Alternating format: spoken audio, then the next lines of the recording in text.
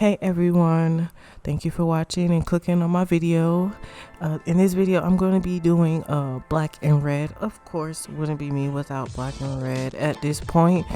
Set, and it's blacked out Valentine's Day because some people don't like all the colorful stuff, and then there are some days where I just really am not feeling all bright and cheery, and I wear all black. I can't even tell you how many black items I have in my closet. So this is like my fourth set of black and red nails because I tend to wear both, so why not put them in the same nail. But I started my whole Shein order to get these lips, so I was so excited to go ahead and give them a try, and I will not be using these willy-nilly. I will be using them for something else. I don't know what else. I love them. They're so cute. They're full.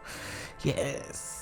But this video will not be me talking. I'll just be playing music. I just wanted to introduce it.